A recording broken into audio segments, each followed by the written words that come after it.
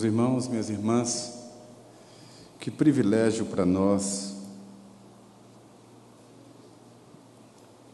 estarmos na casa de Deus para louvar o seu nome e para ouvir a sua voz, não é? Existem muitos irmãos nossos espalhados neste mundo de Deus que não podem ir a um templo. Muitos nem templo têm para ir adorar. Que privilégio para nós termos a Bíblia Sagrada traduzida para a nossa língua. Quando tantos irmãos conhecem a Jesus e ainda não têm uma página da Bíblia traduzida para a língua deles, não é? Que privilégio para nós termos a liberdade que a gente tem de ir e vir num país como o Brasil, com liberdade de culto e de expressão. Tudo isso é privilégio que nós não podemos nos esquecer de agradecer. Eu quero ler um texto no qual vou meditar. Eu convido você a abrir a sua Bíblia na carta que Paulo escreveu aos Gálatas, e eu vou ler no capítulo 5, do verso 16 em diante.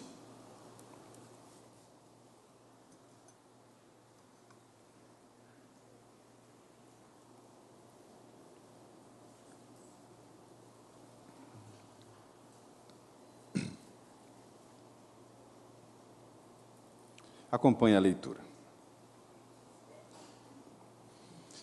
Digo, porém, andai no Espírito, e jamais satisfareis a concupiscência da carne, porque a carne milita contra o Espírito, e o Espírito contra a carne, porque são opostos entre si, para que não façais o que porventura seja do vosso querer. Mas, se sois guiados pelo Espírito, não estais sob a lei. Ora, as obras da carne são conhecidas, e são prostituição, impureza, lascívia, idolatria, feitiçarias, inimizades, porfias, ciúmes, iras, discórdias, dissensões, facções, invejas, bebedices, glutonarias e coisas semelhantes a estas, a respeito das quais eu vos declaro, como já outrora vos preveni, que não herdarão o reino de Deus os que tais coisas praticam. Mas o fruto do Espírito é amor, alegria, paz, longanimidade, benignidade, bondade, fidelidade, mansidão, domínio próprio.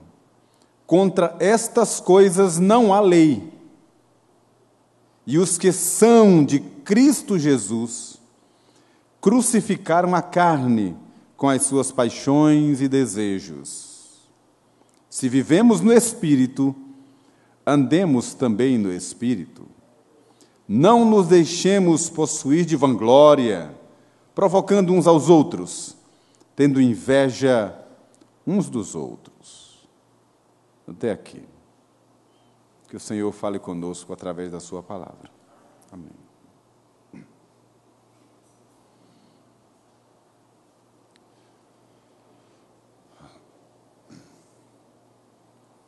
Já faz algum tempo eu vi um vídeo, um documentário da National Geographic,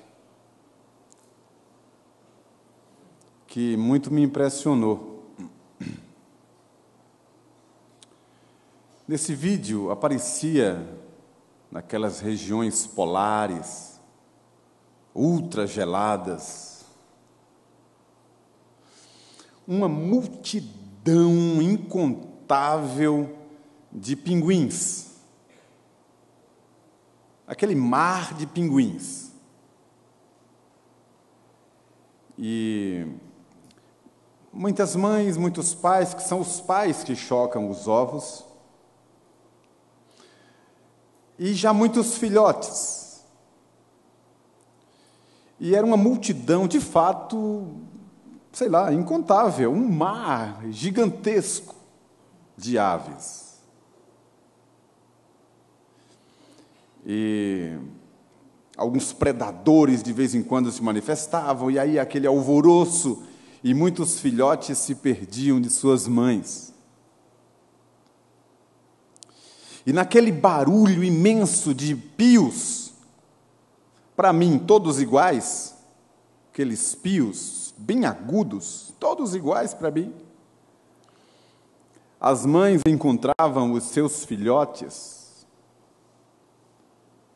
discernindo o piado do seu filhote, naquela nuvem de pequenas aves e os seus incontáveis pios iguais aos meus ouvidos. E claro que no documentário, o comentário natural era: a natureza é extraordinária. Mas não é a natureza, é o nosso Deus que faz todas as coisas de forma perfeita. E tantos mistérios que nós não alcançamos.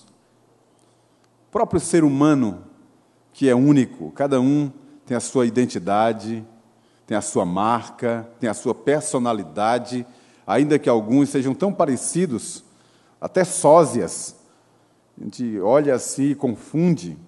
Gêmeos, idênticos, alguns impressionantes, mas, na verdade, são pessoas diferentes. Apenas nós temos impressões, mas são diferentes. Como diz a própria ciência, que aquelas listras das zebras, para nós, todas tão parecidas, tão iguais, mas não há uma única que seja igual. Cada zebra, aquelas listras são como as nossas marcas digitais. Cada zebra é diferente. Para a gente é tudo igual, mas elas são diferentes. E Deus faz assim, os diferentes, em toda a sua criação.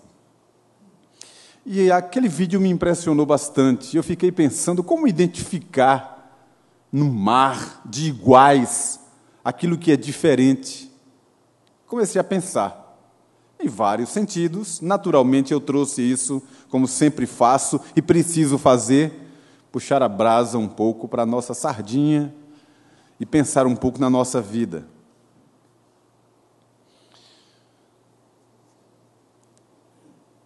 Eu não sei se você já teve essa experiência, até porque é uma experiência já ultrapassada, cansada. Não é mais comum o que eu vou dizer. Mas alguns aqui se lembram. Houve um tempo em que ser um crente era algo tão diferente que causava raiva nas pessoas. Causava sei lá, inveja, discussões e afastamentos.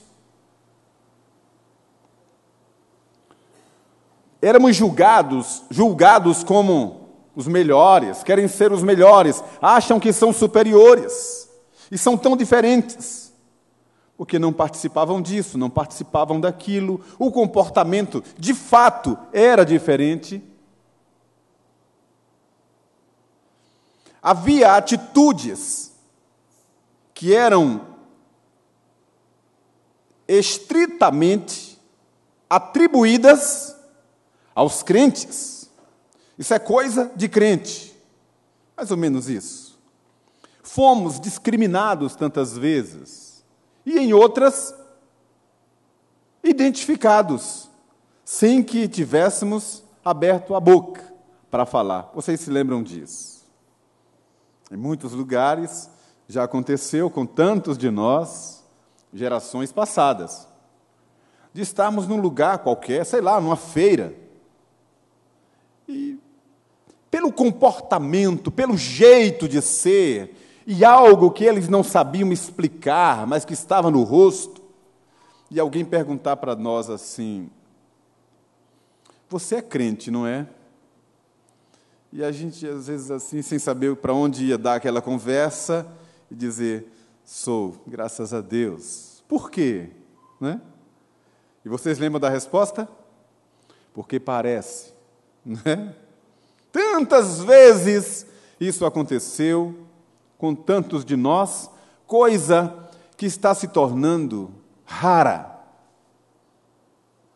Houve aquilo que eu tenho chamado, tantos domingos, nas prédicas, de diluição de um padrão religioso, de um padrão moral, de um padrão espiritual que nos destacava e que hoje já não destaca mais.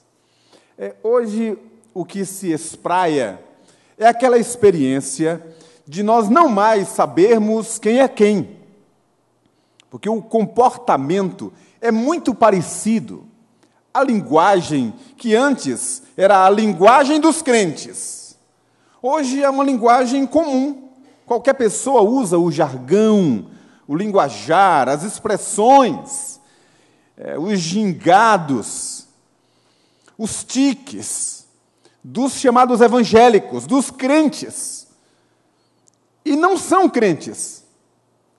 São, entre aspas, amigos do evangelho, ou têm uma espiritualidade muito bem equalizada, inflete, comum a todos, que não distingue ninguém, mas também não aproxima ninguém do Senhor. São aqueles que, ouvindo-os falar, nós dizemos: olha, ali está um crente. Mas depois, na convivência e em determinadas fugas na expressão verbal, declaram que não são evangélicos, às vezes não creem em quase nada, conquanto o linguajar seja o nosso linguajar.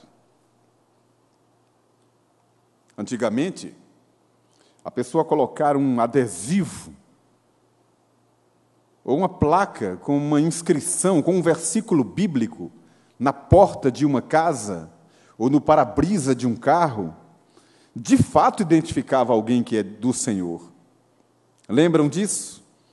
Esta casa pertence ao Senhor, eu e a minha casa serviremos ao Senhor. Alguma coisa relativa à paz.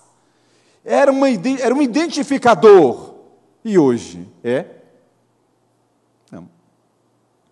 Caminhoneiros costumam colocar frases nos paralamas dos seus caminhões, frases que falam em Deus, em Jesus, na paz, no amor, na Bíblia, qualquer expressão bíblica, mas aquele condutor não é do Senhor, e às vezes o dono do caminhão somente achou muito bonita aquela frase e colocou ali. Assim, nos carros, camisetas, porque são bonitas, porque as artistas usam, ou qualquer outro fundamento. Essa é a realidade que nós experimentamos. Falta um elemento identificador, que alguém olhe e diga: de fato, esse é um crente. E a gente caça no meio da multidão de pinguins, e são tantas vozes iguais, e não temos mais o discernimento para saber quem é quem nesse mar de apostasia. Pois eu li esse texto para repartir com vocês o que eu chamei, dei o tema de as marcas de um verdadeiro crente. E vou pontuar aqui nestes versículos, cada uma dessas marcas. Pode abrir a sua Bíblia, se quiser. Se tiver boa memória, não precisa, basta ouvir com atenção e de coração aberto ao que você vai ouvir.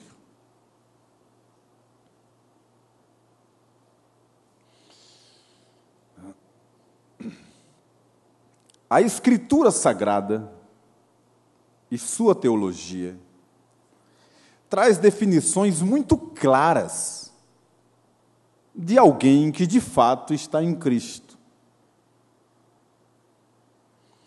Definições e características que não estão apenas nestes versos que eu li. Existem outras marcas, como diria o nosso nobilíssimo reverendo, marcas indeléveis. Né, reverendo? Só como um exemplo, o apóstolo Paulo escreve às igrejas da Ásia e diz que nós somos como cartas que as pessoas leem. Onde eu ando, as pessoas estão lendo alguma coisa através do meu comportamento.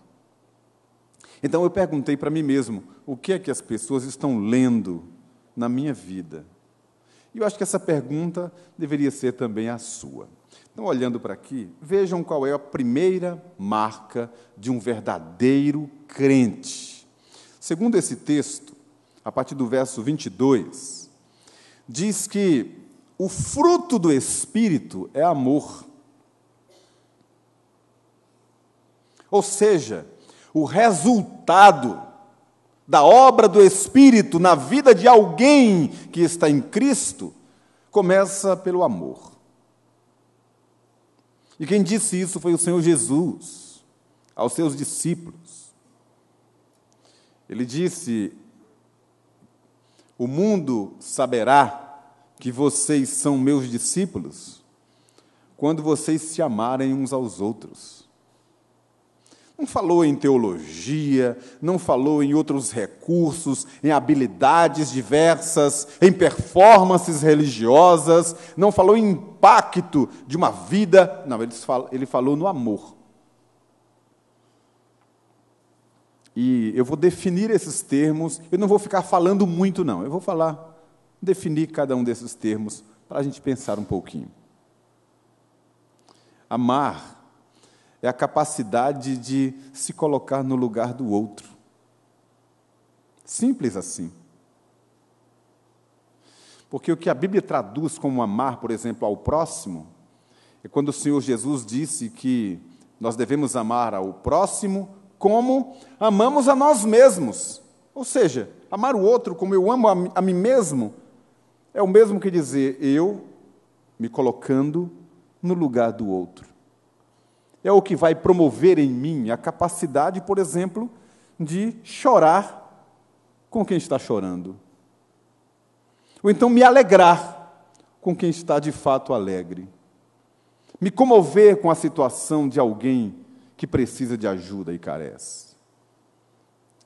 Jesus nos amou se colocando em nosso lugar. Simples assim. Então pense nisso. Se essa é uma característica sua, se essa é uma característica minha, se eu posso ser identificado assim como uma pessoa que ama por essas características. Segundo, mas o fruto do Espírito é alegria. Ou seja, o resultado da obra do Espírito Santo na vida do crente é a alegria.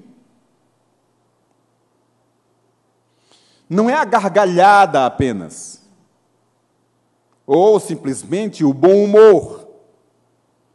A alegria é obra do Espírito, é um recurso espiritual, é um estado de espírito interior, que independe da circunstância, é algo lá da alma, uma visitação do Senhor, que muitas vezes não sabemos explicar, mas está lá em nós. Está dentro de nós. Muitas vezes nos entristecemos, nos angustiamos, sofremos, gememos e até nos desesperamos Mas lá na natureza transformada, a alegria está presente. E é renovada sempre que o Senhor sopra sobre nós o seu hálito.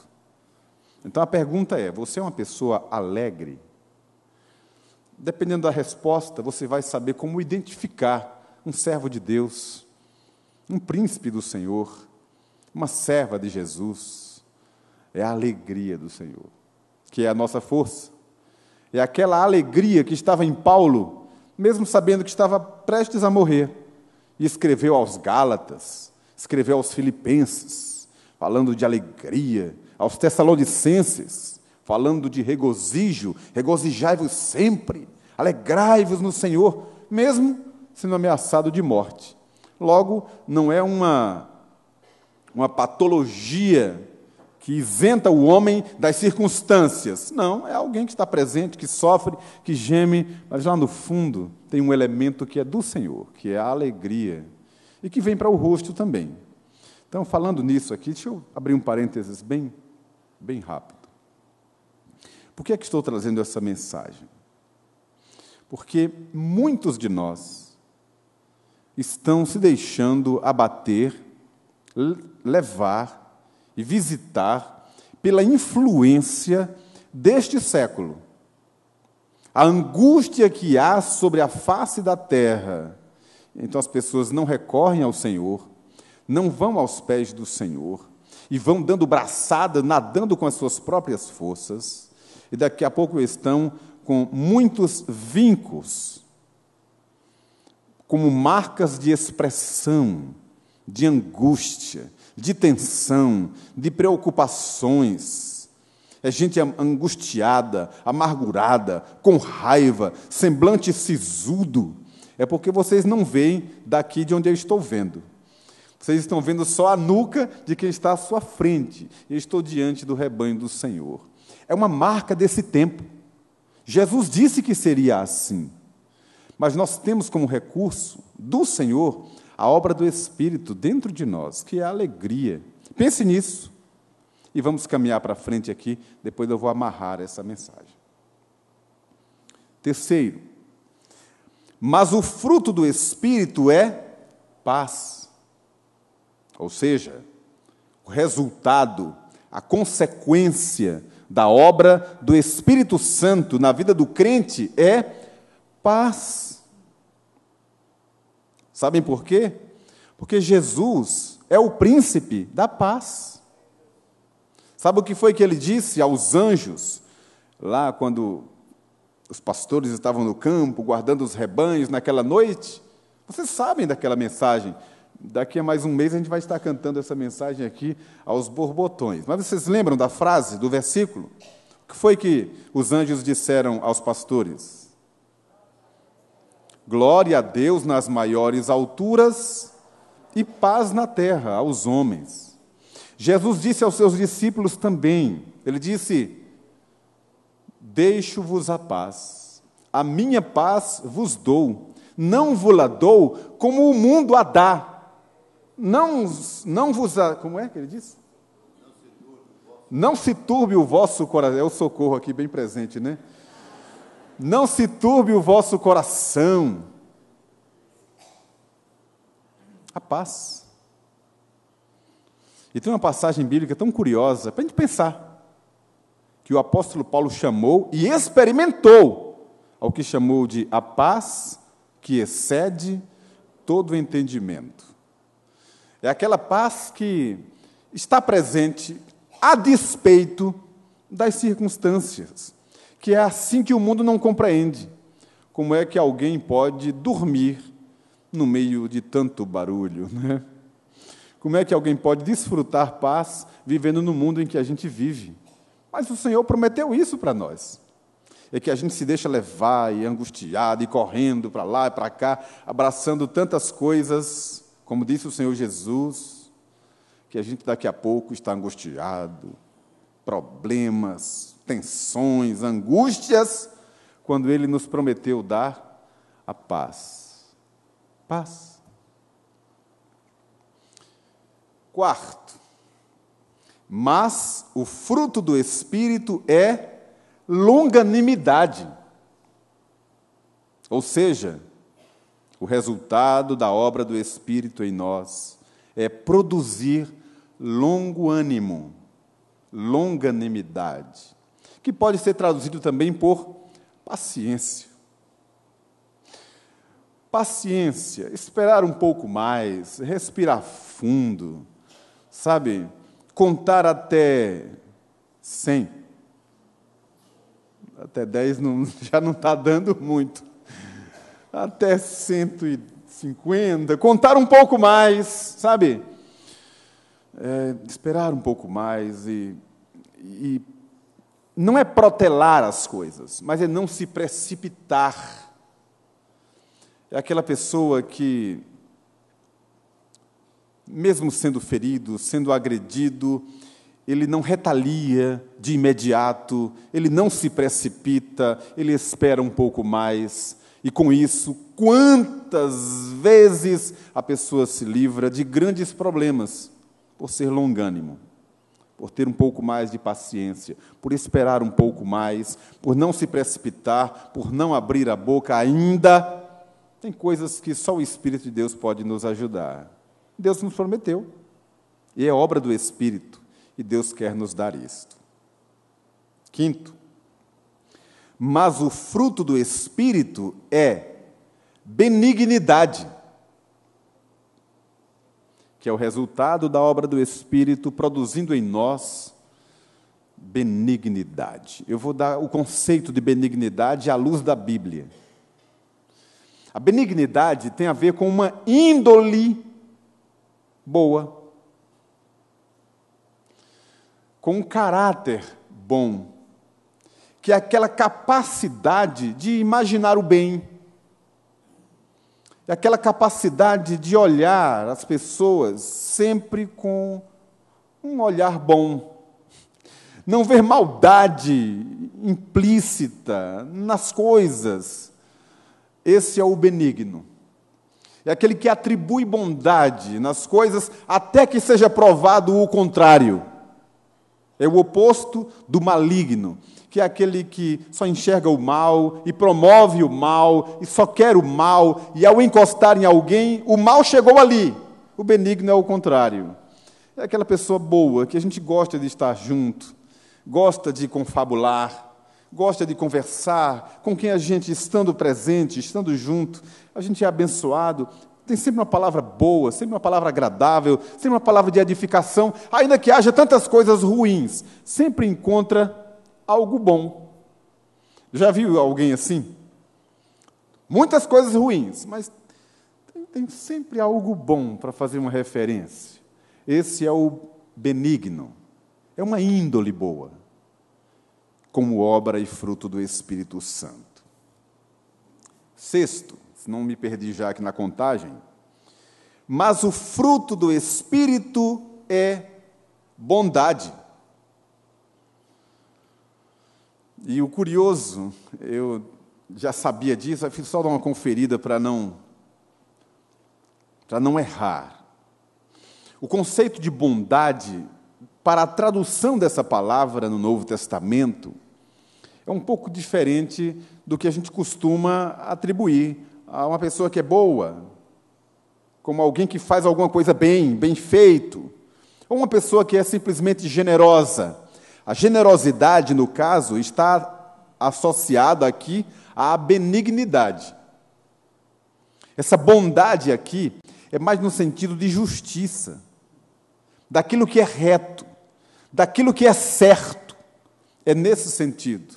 E aquela pessoa que anda corretamente e que não gosta, não se mete em coisas erradas, não se sente bem fazendo alguma coisa errada, porque o seu caráter pede isso. É bondade, como obra do Espírito Santo. E olha, imagina alguém que tem esse perfil. Que maravilha que é. Pois é o crente. É o que Deus espera de nós. Estamos crescendo nisso. Mas precisamos dar lugar ao Espírito de Deus para que essas coisas fluam e produzam frutos. Sétimo, Acertei? Estou indo bem, não é? 7. Mas o fruto do Espírito é fidelidade, que é a capacidade de se tornar e ser confiável. É aquela pessoa com quem você pode contar. É aquela pessoa de uma palavra só. Sim, sim, não, não. Sem ser cri-cri. Que tem gente que é piegas e às vezes se arvora dessa pretensa qualidade e é mal educado, dizendo, comigo é assim, e vai e defende essa qualidade, machucando as pessoas. Essa qualidade do fiel não passa por cima da benignidade. O fiel é aquele com quem você pode contar, é aquele em quem você pode confiar as suas confissões, alguém diante de quem você pode ser você mesmo, sabendo que aquela pessoa não vai trair a sua confiança. Isso é uma obra do Espírito. Só Deus pode fazer isso em nós e produzir esse fruto tão precioso. 8. Mas o fruto do Espírito é mansidão. Mansidão, que é uma palavra mal compreendida. Mansidão não está atrelada automaticamente ou estritamente à questão do temperamento. Como às vezes a pessoa é meiga, educada, gentil, e então recebe a qualidade de manso. Fulano é manso, porque ele é gentil, é educado. Mansidão não é isso. Tem outra qualidade. Mansidão não é isso. Mansidão é a capacidade de se submeter. Temperamento é outra coisa. Tem gente que é fina, educada, gentil, mas não se submete, é arrogante, é vaidosa, é orgulhosa, cheia de vaidades e preconceitos. E, às vezes, na própria fineza, gentileza, tem uma patada de mula na língua com habilidade. Tem pessoas que perdem a razão porque são agressivas e violentas, e dizem coisas gravíssimas que chocam. Às vezes, é melhor ouvir uma palavra dura, sincera, de alguém que tem um temperamento assim, do que ouvir uma palavra calculada, certeira, bem silenciosa e gentil, de alguém que tem um coração duro. Não é verdade?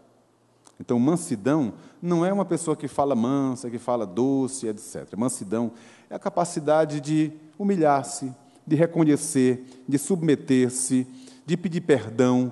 Esse é o manso. Moisés era um homem manso, conquanto fosse um homem bruto.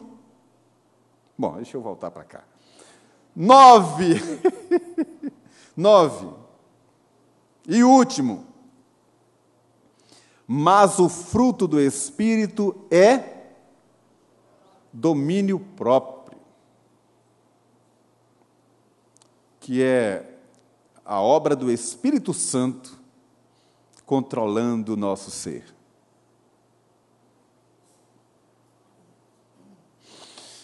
A Escritura diz que a língua, por exemplo, é indomável, que a natureza humana é pervertida, é mal incontido, que a inclinação do homem é sempre para o mal e que a carne tem um poder avassalador, contrário à obra do Espírito e luta contra o Espírito. E é uma coisa tremenda, não é fácil. Dominar o ser, dominar a vontade, dominar os desejos, domínio próprio, não é só para quem é impetuoso, para quem é expansivo, sanguíneo, colérico, tem que se dominar. Não. Domínio próprio é também para aquele que é dócil, que é fleumático ou melancólico, mas que tem paixões e desejos como qualquer outro. Refrear as vontades é obra do Espírito Santo. E precisamos disso. E devemos ser assim. São as marcas do verdadeiro crente. Estamos em transformação, mas essas são as nossas marcas. Algumas mais visíveis, algumas mais enfáticas, algumas já vencidas, outras a vencer. Algumas estão ainda cruas. Deus precisa trabalhar muito em nós.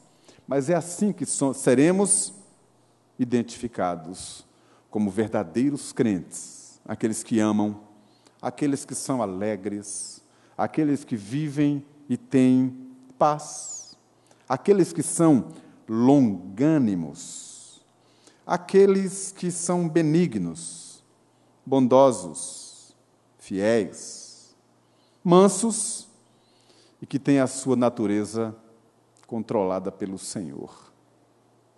Será que eu sou assim? É a pergunta que eu faço para mim, que todo pregador deve fazer para si mesmo, porque toda mensagem, antes de ser para vocês, é para mim. Mas você deve perguntar isso também. Você não deve ser identificado como um crente só porque vai à igreja. Isso não identifica um crente. Você não pode ser identificado como um crente porque carrega a Bíblia, porque canta louvores, isso e aquilo. São estereótipos que enganam, não é isso. Você vai ser identificado como um crente pelas marcas que a palavra de Deus estabelece. E que Ele mesmo nos abençoe nessa noite e aplique a sua palavra em nosso coração.